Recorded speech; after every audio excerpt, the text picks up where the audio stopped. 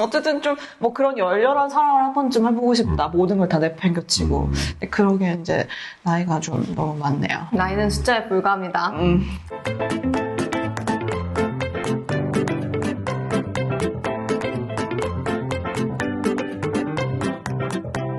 희곡에서 발견한 유쾌한 이야기를 충전해드립니다. 휘발유 들어간다! 오늘은 셰익스피어의 희곡 로미오와 줄리엣에서 발견한 유쾌한 이야기를 나눠보려고 합니다. 네, 정말 유명한 작품이죠. 로미오와 줄리엣은 셰익스피어의 초기 희곡입니다. 아서부룩의 서사시 로미오와 줄리엣의 비극을 바탕으로 한 작품인데요. 셰익스피어 당대에 햄릿과 더불어 가장 많이 공연된 작품이라고 합니다. 이 작품은 연극뿐만 아니라 뮤지컬, 영화로도 여러 번 제작되었습니다. 그 중에서도 68년과 96년에 제작된 영화 버전이 굉장히 유명한데요. 보셨나요? 두 편 다 봤어요. 96년에 나온 버전이 디카프리오가 나왔던 네, 버전이죠. 맞아요. 68년이 올리비아 하세가 네. 나왔던 버전이고요. 개인적으로 어렸을 때 봤는데도 올리비아 하세가 너무 아름다워가지고 정말 여신이죠. 그게 더 기억에 남아서 그런지 몰라도 그 68년 버전이 저는 좀 뇌리에 더 많이 남는 것 같아요. 저도 어렸을 때 그 주말의 명화? 그런 데서 해줬어가지고 맞아요. 봤었는데, 정말 올리비아 하세가 너무 아름다워가지고, 여자였는데도 반할 뻔한. 그래서 지금까지도 계속 기억이 남더라고요. 96년에 사실 레오나르도 디카프리오가 정말 멋있게 나오기는 했지만, 저도 개인적으로는 옛날 버전을 훨씬 더 좋아합니다. 너무 임팩트가 커가지고 올리비아 하세가 그 뒤로 대표작이 없다고 하더라고요. 맞아요. 하는 작품이 네. 거의 다 망했다고 하더라고요. 그러니까 올리비아 하세 하면은 로미오와 줄리엣. 우리가 줄리엣의 외모를 뭐 알 수 없지만 올리비아 하세라면 사랑에 빠지지 않을 수 있는 사람이 있을까 싶기도 해요. 그러니까요. 원수 가문이 무슨 대수예요. 상대가 올리비아 하세인데.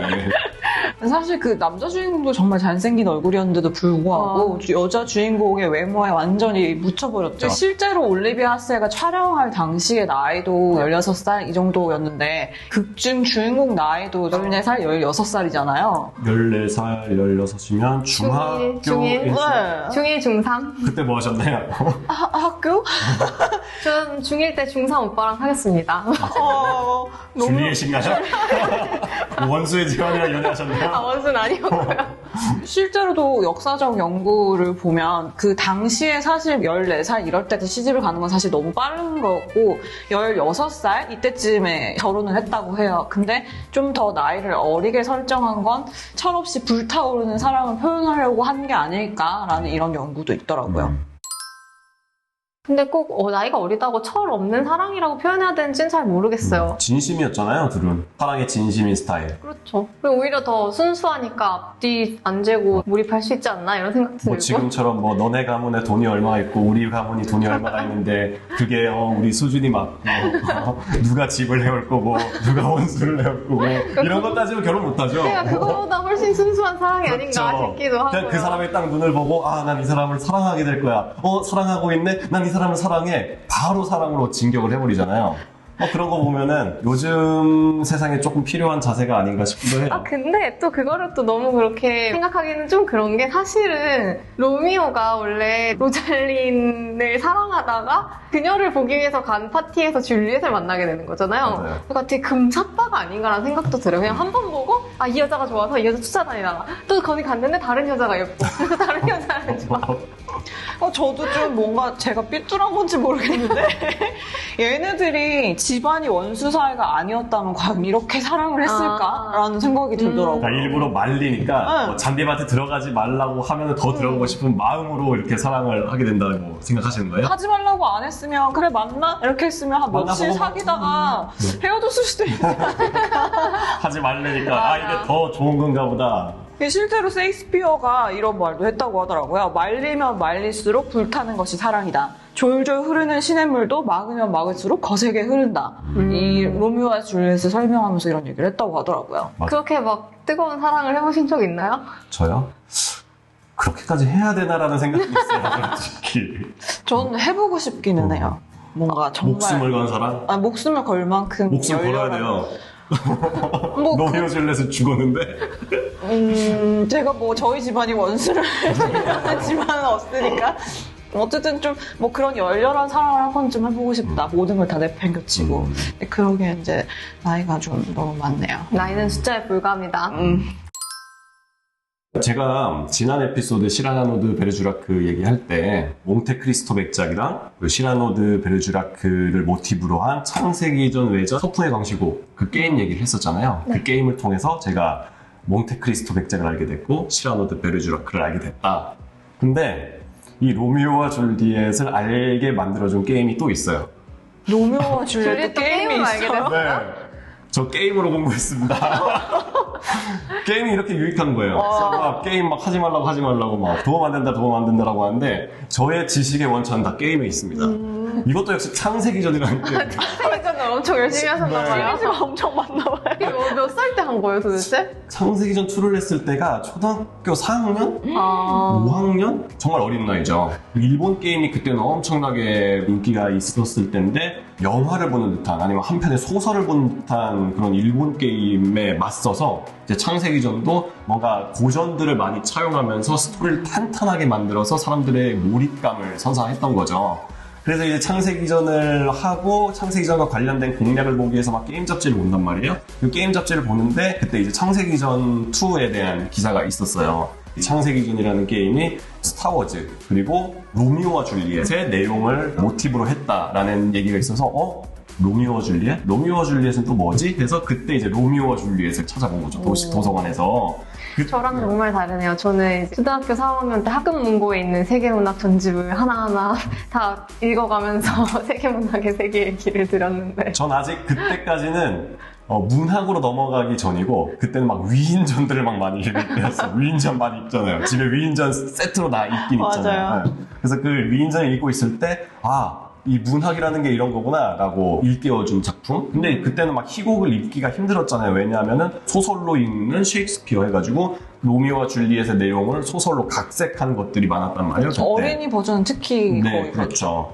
근데 그때 이제 대사라는 거, 대본, 희곡이라는 것들을 그때 처음 읽게 돼가지고 되게 신기했었어요.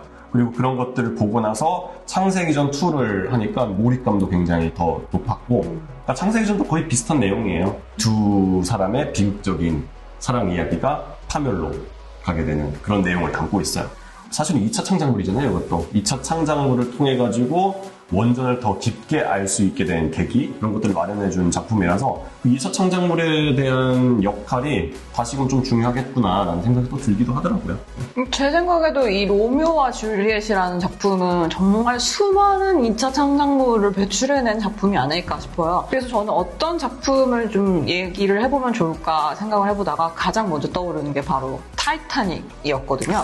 타이타닉의 기본적인 줄거리도 로미오와 줄리엣과 거의 비슷한 구조를 가지고 있어서 이 로미오와 줄리엣이 모든 비극적인 사랑 이야기의 원전이다. 이렇게도 볼 수 있겠어요. 이 작품은 그래서 정말 많이 사랑을 받잖아요. 본고장인 영국에서 꼭 한번 보고 싶다 이런 생각을 했어요. 그래서 작년에 영국 갔을 때 예매를 해가지고 공연을 보러 갔는데 정말 실망했어요. 어땠는데요? 일단 되게 빈 무대에 분리가 되는 두끼가 달린 덩어리 2개를 가지고 와서 세워놓은 다음에 줄리엣이 나와서 이렇게 하고서는 발코니에 있는 것처럼 말을 하고 다운 스테이지에서 막 로미오가 대사를 치고 발코니에 있는 것처럼 이렇게 하고 근데 그게 막 바퀴를 이렇게 고정시키는 장치를 달았는데 막 그게 또 안 돼가지고 사람들이 이렇게 밟고 막 무대에 세워놓은 양초가 막 굴러오고 또 그 큐브를 뭐 로미오가 이렇게 뛰어넘는 게 있었어요.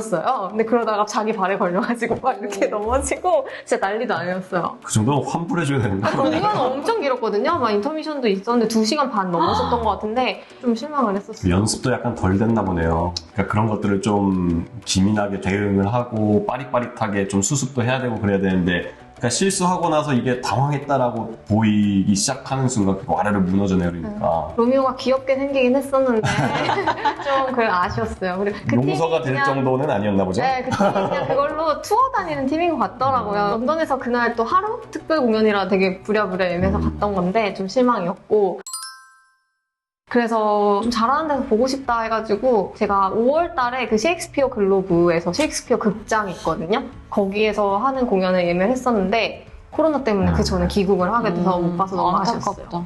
근데 이제 유튜브에 가시면 볼 수 있거든요. 유튜브에서 셰익스피어 글로브를 검색하시면 셰익스피어 극장에서 올리는 셰익스피어 작품들이 막 무료로 공개가 되고 있어요. 코로나 때문에 못 봐서 되게 아쉬웠는데 다행히 제가 예매했던 그 극장에서 공연했던 로미오와 줄리엣 작품을 유튜브에서 무료로 공개를 해줬어요. 그래가지고 봤는데 되게 신선했던 게 줄리엣이 되게 드센 느낌인 거예요. 그러니까 우리가 생각하면 줄리엣은 되게 여신 같고 청순 가련. 청순하고 근데 말도 되게 거치고 왈가닥. 왈가닥 느낌 맞아요. 대사 분석했던 어떤 리포트 같은 걸 보면 유모가 자기 말대로 안 하면 막 화내고 유모가 막 욕하고 뭐 이런 거 나오는 거 보면 그렇게까지 청순 가련한 타입은 아닐 수도 있다라는 연구도 있더라고요. 청순 가련한 타입이었으면 부모님 말 잘 듣고 그냥 시집 갔겠지. 맞아요. 그 작품이 일주일만 공개였는데 셰익스피어 글로브 유튜브 채널에서 로미오와 줄리엣을 내년까지 무료로 공개했어요. 내년 2월까지 보실 수 있으니까 영어 자막밖에 안 되긴 하지만 그 극장이 정말 오래된 극장이거든요. 원래 셰익스피어가 지은 거랑 똑같이 생긴 극장을 지은 거예요. 그러니까 그게 셰익스피어 죽기 몇 년 전에 불타서 전소돼서 그거를 이제 옮겨가지고 근데 그 모양 똑같이 지은 거라 셰익스피어 당시에 공연됐던 그 느낌을 보면서 보실 수 있어서 한번 꼭 보시면 좋을 것 같습니다. 네, 오늘은 셰익스피어의 대표적인 비극 작품이죠. 로미오와 줄리엣을 저희가 셋이서 얘기를 해보았습니다. 뭐 아직까지 안 보신 분은 없으시겠지만 혹시라도 못 보신 분은 한번 희곡도 읽어보시고요. 아까 소개해드렸던 셰익스피어 글로브의 공연 작품도 요 링크를 남겨드릴 테니까요. 링크 들어가서 한번 보셔도 좋을 것 같습니다. 저희 휘발유 영상이 마음에 드셨다면 구독과 좋아요 알림 설정까지 부탁드려요.